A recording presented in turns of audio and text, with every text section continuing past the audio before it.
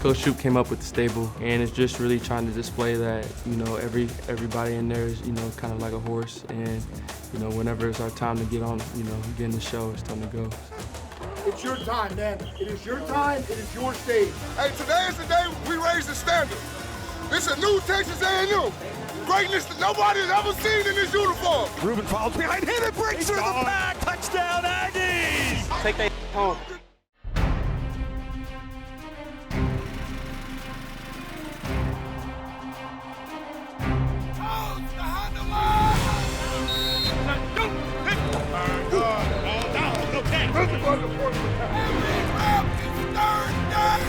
There are college traditions, and then there's Aggie land. When you walk down the tunnel, think about everything you've done to prepare for this moment. My goodness, goosebumps. Push forward, touchdown, Aggies!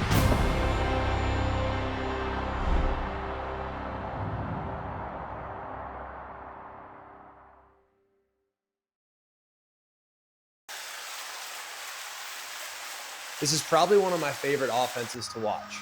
They just have so much explosive speed. And Marcel Reed, he is super dynamic. Marcel Reed, quarterback for the number 3 Texas A&M Aggies, is one of the best players in all of college football. Marcel Reed and those receivers, big time dudes, like big time playmakers. Say this about Marcel Reed, ice. He's just one of those guys, doesn't matter what the moment is. He just has those intangibles. Zooner, what up, 60? Win. All right, bet. We're going to win today. I'm coming in hot. He's been on fire this season, creating explosive plays and igniting the Aggie offense, making it one of the nation's most prolific. The trail Marcel Reed has blazed could lead to postseason awards, maybe even the most renowned. He's coached by one who's been down this road before. Offensive coordinator Colin Klein was a Heisman finalist in 2012. We've talked, through the course of the entire season and even before, quite honestly, because I think, knowing that it could happen, but none of this is all that surprising to us because we see it every day. We see what we can become. We all, Marcel, myself, believe in these guys of the unit and the production that can come out of that. So that's not a surprise. And then we even had the conversation, when it gets crazy, how are we going to operate? And what are the steps we're going to take? What does he need from me? He is so grounded, and so there's not, I'm there for him. We talk about it, but he is so grounded in his faith and his family that he's going to be just fine. Oh, adjust. Get in there, get in there, get in there, get in there. Oh. I think his leadership is off the charts. The type of servant leader he is and how he cares for and serves this entire program, the community from that platform, the type of competitor that he is. And he's been his best at the times in those moments that we needed him to be in the biggest games on the biggest stages. And I think he's just scratching the surface too of what he is going to become, and would be deserving of everything that comes his way. You already know. Hey, 2 minutes, we trying to win the game. I got it, but you said put it anywhere, so I put it anywhere. I put it anywhere. You already know. His teammates gravitate to him as he's comfortably stepped into a leadership role. And physically, he's always been capable of providing a spark. He can put a charge into a team and amp up its fan base. If you think about what does it mean to be an electric playmaker, it's a kid who can change the game at any minute. And I tell our guys all the time, we're fortunate that every single offensive snap, the ball starts in the hands of a kid who can change the game on any snap. And he can do it with his arm, he can do it with his legs. He's learning how to balance the two of those things really well this year, and it's been really special to watch him grow and kind of become the kid he was capable of becoming. And does the head man like the H word being thrown around in regards to his quarterback? I've said this before, the CEO part of me does. As the guy who is in charge of Texas A&M football, I think it's our responsibility to make sure that he gets branded that way. He's having a Heisman-type year. He's had Heisman-type moments, and we want the best recognition for our players. I think Marcel would tell you the coach side of me doesn't pay much attention to that stuff, right? It's focused more on the day in, day out so that we can continue to do the things that we're doing. But big picture standpoint, he's earned it, and so we're going to do what we can to help support him. Aggie football has not played at Kyle Field for over a month. Everyone is getting the residents ready for the return home. So we're always excited when the team comes away. Obviously, for our team, it's nice to get some breaks, to get a little bit of work and get some recovery back on the field. But at the end of the day, we're always excited for Texas A&M, for the football team to come back home to Kyle Field, just because of the atmosphere that we can provide, and being able to work on the surface and get things ready for our team here at home is just way more exciting than when we're on the road. A lot of our success really happens back in May, June, July, and August. We're trying to make things prepared as much on the front end, make the field as strong of a surface as we can, so that when we get into the season, it's more routine maintenance. Typically, our paint process is almost a week-long process. It takes us 4 to 5 days. If Kyle Field is coming off of a big break like we have right now, we essentially are working with a blank canvas. Ultimately, hour-wise, I mean, we're looking at somewhere between 120 to 150 man-hours probably. The other question I get is, like, how much paint are we talking? So for a typical home football game, when we're painting everything twice, we're using somewhere close to 120 gallons of white paint and about 150 gallons of maroon paint to create that end result on the field that everybody sees on game day. Work inside Kyle continues. Outside, the 12th man's anticipation is at an all-time high. It's been a long time since we've played here, and I think the fans are ready to come back and come in the Kyle Field and just be able to have fun. I know it means a lot for the team. We haven't played home in a while, and it feels good just to be able to wake up and be able to play here in College Station.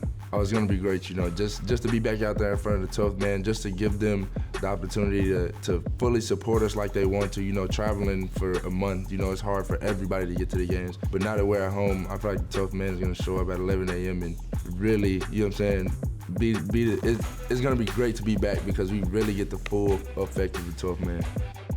Like I said, just the energy around campus. Everyone's happy. Everyone's looking forward to Saturday whenever football games are around, whether it's home or away. Ooh, low-key, I don't think there's any student section like the 12th man. We went to the LSU game. All those Tigers left by like third quarter. I work in PKR every once in a while for my EMT job. They ain't got nothing on the 12th man. Just being back in Kyle Field, getting hyped up during the game, listening to Mo Bamba, like that's the type of stuff that we live for. I grew up as an Aggie football fan. Both my parents are Aggies. The most electric Aggie offense that I've ever watched, I will say. Like, it's just, like I said this before, when you make a play Kyle Field and you just hear everything, it's so electric. Like, you want to just continue to make plays just to hear Kyle Field go crazy. You know, being able to come back home and you know, as part of this fourth quarter type stretch of the season is big, and they play a factor every single week, and excited to see that on Saturday. Coach Elko has definitely changed the vibe here at Texas A&M. Everyone loves him. Everyone's dressing up as him at Halloween. He's been preaching toughness. Like his halftime speeches have been hitting, and we've just been coming back, finding ways to win. I think one of the things I'm worried about is there is that feeling of comfort when you return home, and as much as we're excited to get back in front of the 12th man, as much as we know what the atmosphere is going to be like Saturday in Kyle Field, there's also a level of preparation that's not going to take care of what we need to take care of to be successful.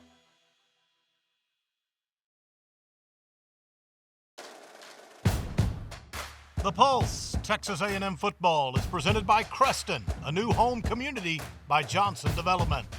The 12th Man Foundation, the official source for Texas A&M football tickets. And ABC Home and Commercial Services, the official pest control partner of Texas A&M.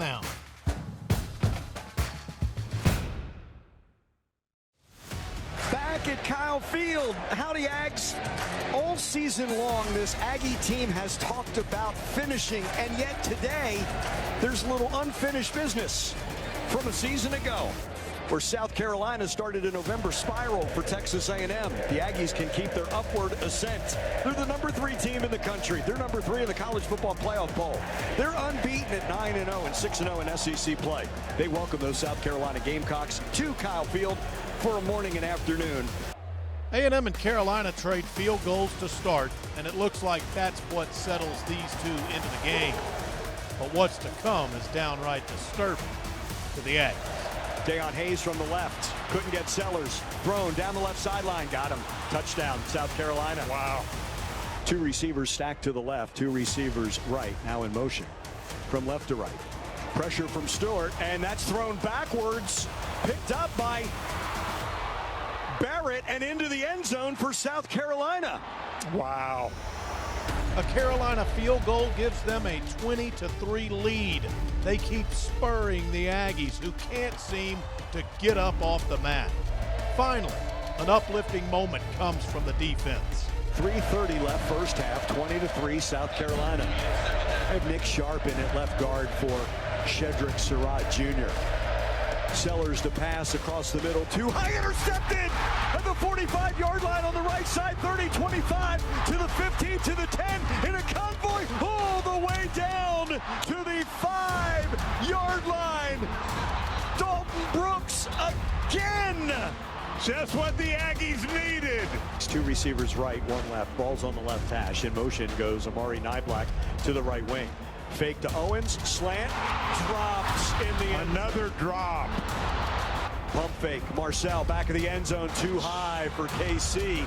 He and Mario Craver were there in the back of that end zone, and here comes Randy Bond. Graham snap, White hold. Bond kick. He hooked it. It's so bad, it's bewildering, and it only gets worse. The Gamecocks deliver what looks like a knockout blow in the first half. Marcel shotgun snap, belt high, heads left side, Mario Craver intercepted.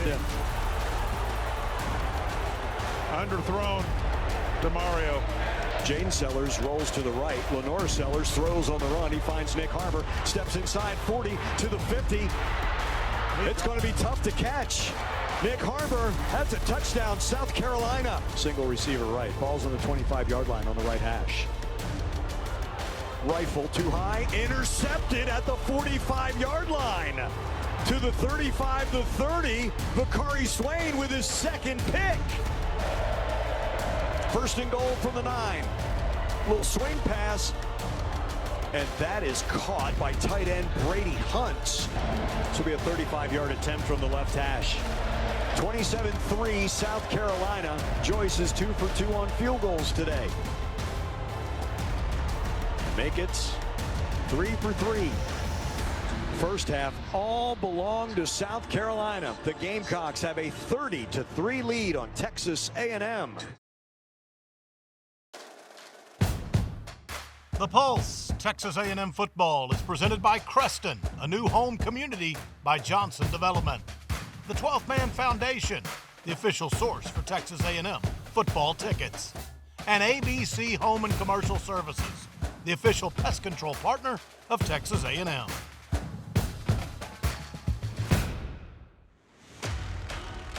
There's not much to say down 27 at half, and this team has long been prepared for all situations. A gutsy decision and a boost from their QB are the first steps on a long road back. Shotgun snap, eye high, Marcel, pocket across the middle. KC bobbles, but makes the catch to the 38-yard line. Running back to the right, play action fake, slant, caught into South Carolina territory at the 47-yard, make it the 46th. Shotgun snap on the right side, Morrow runs into his own blocker, but gets ahead about a yard shy the 9-yard gain. They have to get to the 36 of South Carolina. They're at the 48 of the Gamecocks. Across the middle, too high for Theo. Incomplete. Will they stay on? I don't know. Are they going to go for it here on 4th down? Staying out there. It is a 4th and 12. Chest high snap to Marcel, runs up the middle. He's got to make it. He's got to make it. He makes it to the 32. Marcel Reed scrambles for 16 on 4th and 12. Marcel, shotgun formation. Isaiah Williams is in for the Aggies. Play action fake. Marcel rolls to the right, has time. He wants Williams. Got him. Touchdown, Aggies. 30-10. The comeback has to start somewhere. Do your job. One play at a time. One play at a time.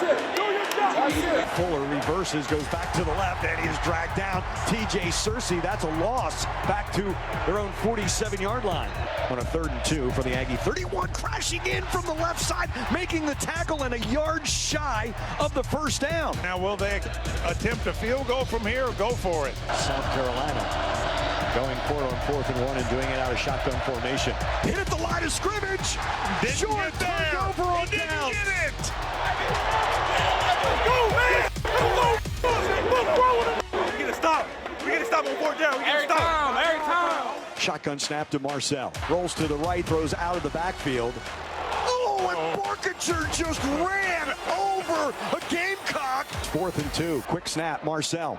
Pocket, across the middle. Complete! Stumbling ahead to the 39-yard line is Terry Bussey. Marcel in the pocket. Marcel going down the middle. He's got somebody. He better believe it. That's Ashton Bethel-Roman. He takes it in. 39-yard touchdown pass. Touchdown, Aggies. 2 drives, 2 touchdowns for Texas A&M. It's 30-16.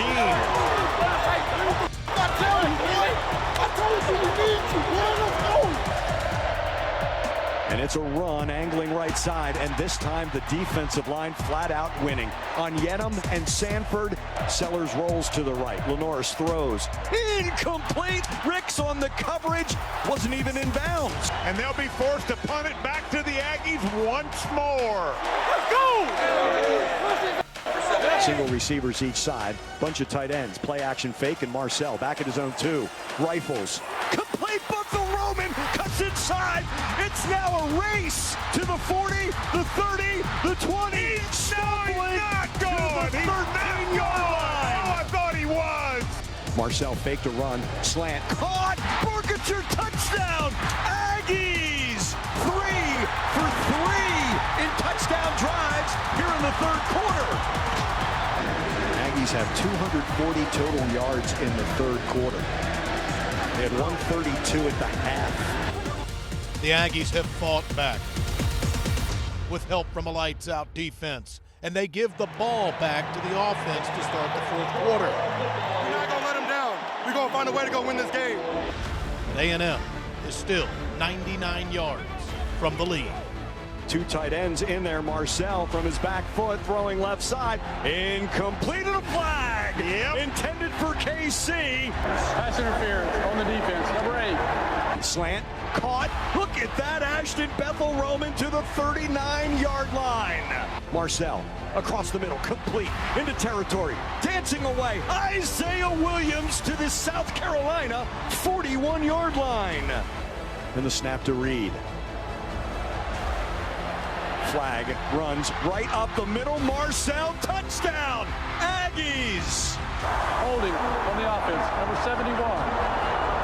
10-yard penalty from the previous spot. Replay, 2nd down. Concepcion in motion. He's on the right side with Bussey. Marcel, pocket, fires for KC. Got him at the 5. He came across from right to left, and the Aggies have it 1st and goal from inside the 5-yard line.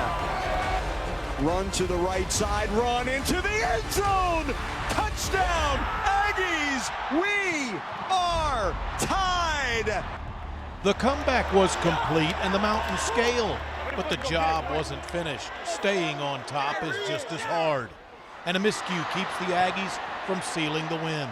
The defense has to deliver one more time with history hanging in the balance. Out of the backfield. Pressure up the middle, and they got him again, back to the 28-yard line, the sack by the Aggies. Dalton Brooks bringing pressure, Tyler Onyeta with the pressure, Cassius as always. Pressure from the left, track down, Cassius, they got him, back at the 25. Again, back-to-back sacks by the Aggies. 4th and 16. Here comes Brooks. Sellers steps up and runs to the right. Ball game! What a comeback by A&M!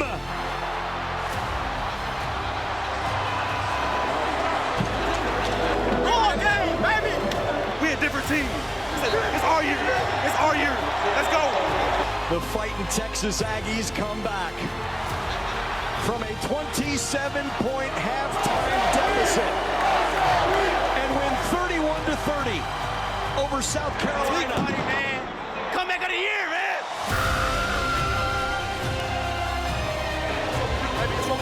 Once again, fans, today's final score, Texas A&M. Come on!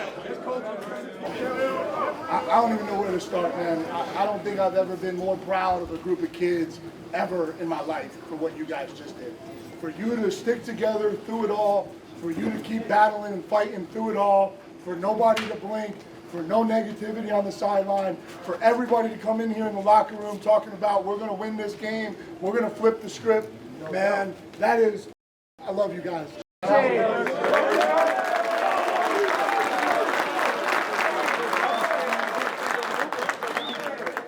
How about Isaiah Williams?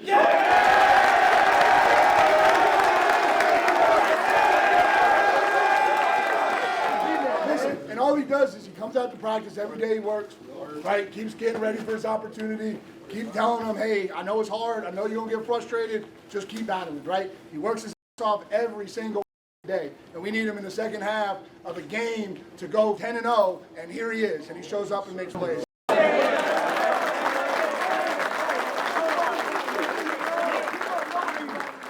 I'm not sure who our quarterback was playing for in the first half. But I know who he was playing for in the second half.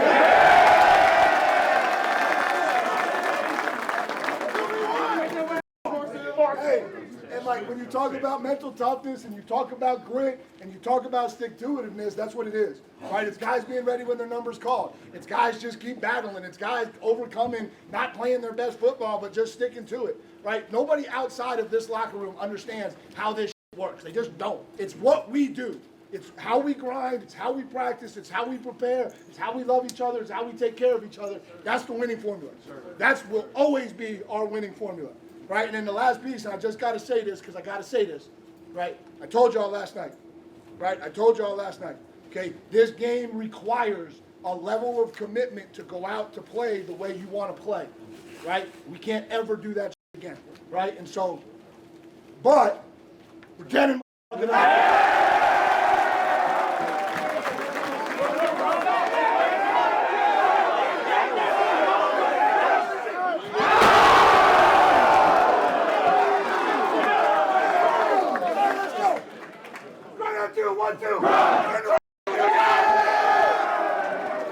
So I know there's still more to play, but what do you think this game did for your Heisman case? I don't even know. Could have went up, could have went down. I threw 2 picks in the first half. I threw for 300 yards maybe in the second half. I don't know what it would do, but it doesn't matter to me. Wherever I end up, But we're just focused on winning games right now. All right, that's a wrap. Thank you.